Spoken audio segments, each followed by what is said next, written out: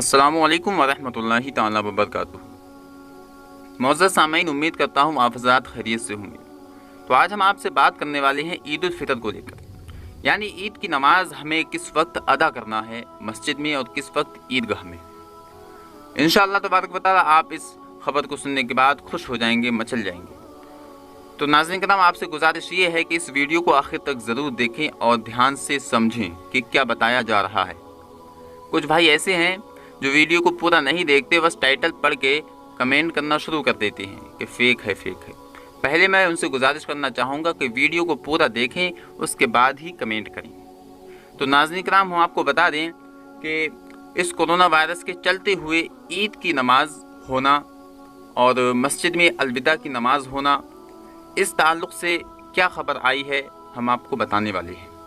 तो सबसे पहले हम आपको बता दें कि हरदोई 16 मई 2020 वहाँ की ये खबर है। वहाँ के जो ज़िला अल्पसंख्यक कल्याण अधिकारी रोहित कुमार हैं, उन्होंने ये बताया है कि अंजुमन इस्लामिया हरदोई द्वारा ये सूचित किया गया है कि ईद उल फितर की नमाज 24 मई 2020 या 25 मई, वो चांद के हिसाब से है, ठीक है।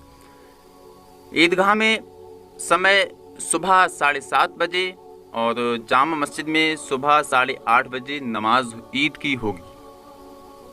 तो नाज़रीन कराम, इससे आपको ये पता चल गया कि ईद की नमाज ईदगाह में किस वक्त होगी और मस्जिद में किस वक्त होगी। वहीं आपको ये जानना भी बहुत ज़रूरी है कि इसके लिए क्या नियम जारी किए गए हैं, किन नियमों के साथ हमें नमाज ईद उल फितर अदा करना है, ये जानना बहुत ही बेहद ज़रूरी है। तो हम आपको बता दें कि इमाम सहित केवल 5 लोग ही ईदगाह व जामा मस्जिद में नमाज सामाजिक दूरी का एहतमाम रखते हुए नमाज अदा करेंगे। यानी इस वक्त जो कि मस्जिद में सिर्फ 5 या 6 लोग ही नमाज अदा कर रहे हैं, उसी तरह से हमें ईदगाह में और मस्जिद में नमाज अदा करना है। तो नाज़रीन कराम, इस खबर को सुनने के बाद थोड़ा दिल खुश भी हुआ, लेकिन वहीं एक तरफ वो ईद हमें याद आई जिस वक्त हम तमाम अहबाब, तमाम भाई, घर वाले, बस्ती वाले ईदगाह में जाकर नमाज ईद उल फितर अदा करते हैं और करने के बाद आपस में मुसाफा और गले मिलते हैं, मुआनिका करते हैं, तो वो खुशी बहुत बड़ी खुशी होती है।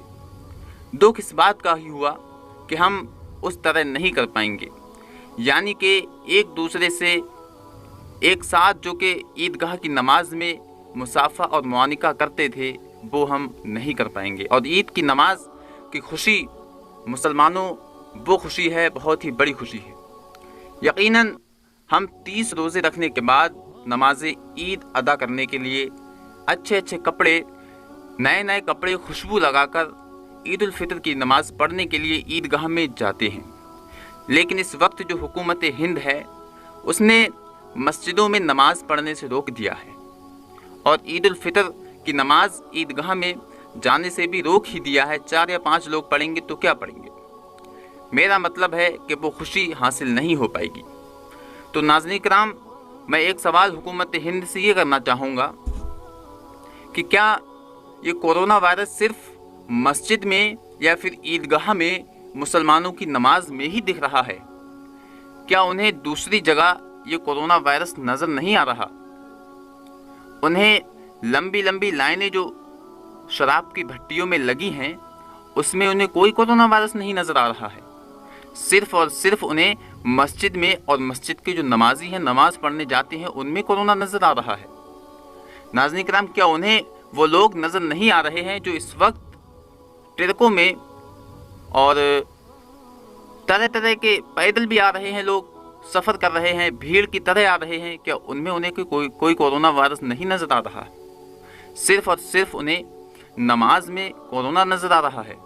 तो नाज़रीन कराम, हमें और आपको चाहिए कि इस वक्त जो है हम बहुत ही बुरे हालात से गुज़र रहे हैं, यहाँ तक नमाज पढ़ने के लिए मस्जिद में भी नहीं जा पा रहे हैं। तो आपसे मेरी छोटी सी गुजारिश है कि आप लोग इस ईद पर बिल्कुल भी शॉपिंग ना करें, क्योंकि कुछ खबरें आई हैं, मैंने व्हाट्सएप वगैरह पर पढ़ा है कि ईद की शॉपिंग के लिए मार्केट को खोला जाएगा।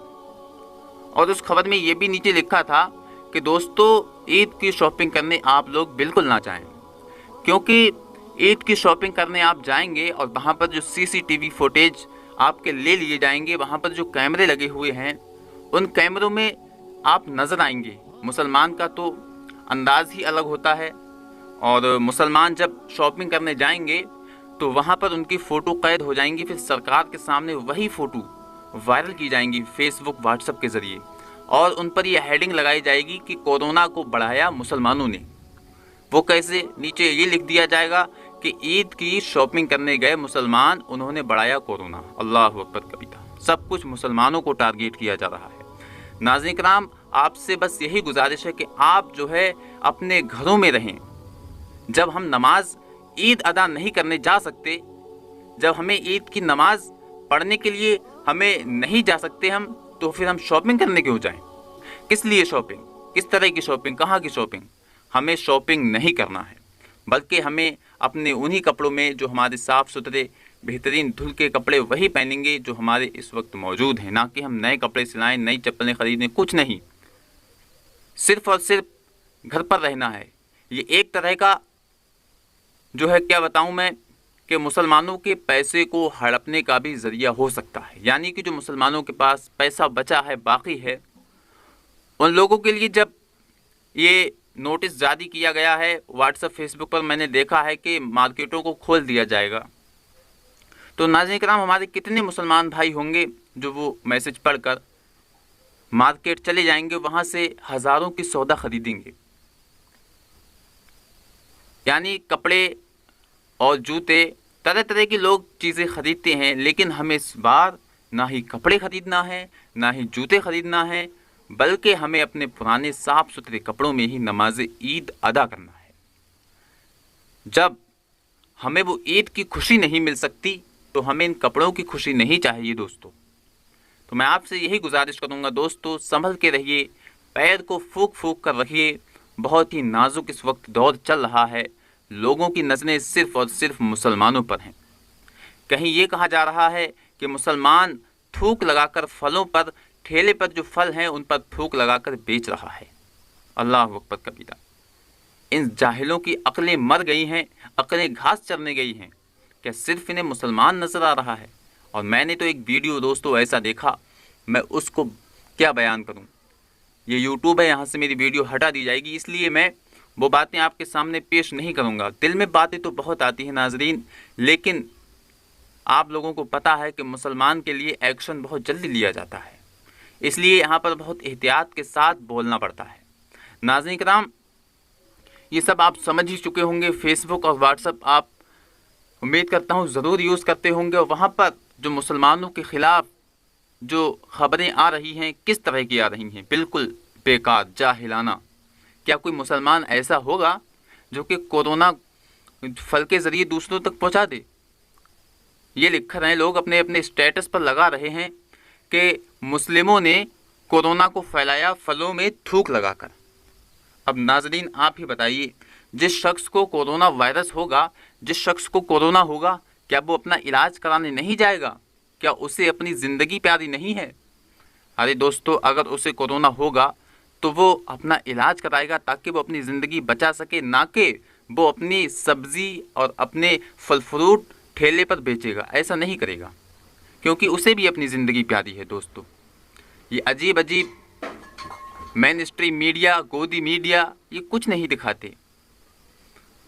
नाज़रीन किराम, इस कोरोना वायरस को लेकर जो मुसलमानों ने योगदान दिया है, बहुत बड़ा योगदान दिया है। मेरे पास लिस्ट आई थी, मैंने पढ़ा था, लगभग करोड़ों अरबों खरबों रुपए मुसलमानों ने खर्च किए हैं। किस पर? इस कोरोना वायरस पर, इस सरकार पर, इस सरकार की मदद के लिए, ताकि जो सरकार की जो जीडीपी नीचे जा रही है, जो आर्थिक व्यवस्था है वो नीचे जा रही है, उसको सुधारने के लिए बड़े बड़े हमारे मुस्लिम भाइयों ने योगदान दिया है। जैसे कि मैं आपको बता दूं, सबसे बड़ा योगदान जो कि वर्ल्ड फर्स्ट योगदान है, वो अजीम प्रेम जी, जो बहुत ही मशहूर शख्स हैं। आप गूगल पर उन्हें अगर सर्च करेंगे तो इंशाअल्लाह तबारक व तआला उनकी सारी डिटेल्स आपको सामने मिल जाएगी। उन्होंने 11,000, मेरे जहन में नहीं है, ऐसे ही कुछ करोड़ रुपए का योगदान दिया है। بہت ہی خوشی کی بات ہے دوستو، جب کوئی یوگدان یا کسی طرح کی ہیلپ کی بات آتی ہے پیسوں سے، وہ مسلمان ہی کرتے ہیں۔ کہیں آپ نے سنا، کہیں آپ نے دیکھا کہ اس کیا بتاؤں دوستو، میں کچھ کہہ نہیں سکتا۔ یہ یوٹیوب ہے، یہاں پر بہت سی کمیونٹی گائیڈ لائن جاری ہیں، یہاں پر کھل کے بولنا الاؤ نہیں ہے، اسٹرائک وغیرہ کے سامنا کرنا پڑ جاتا ہے، اسی لیے یہاں پر سوچ سمجھ کر بولنا پڑتا ہے۔ تو ناظرین، بس آج کے لیے اتنا ہی، پھر ملتا ہوں میں آپ سے ایک اگلی ویڈیو میں۔ السلام علیکم ورحمۃ اللہ تعالیٰ وبرکاتہ۔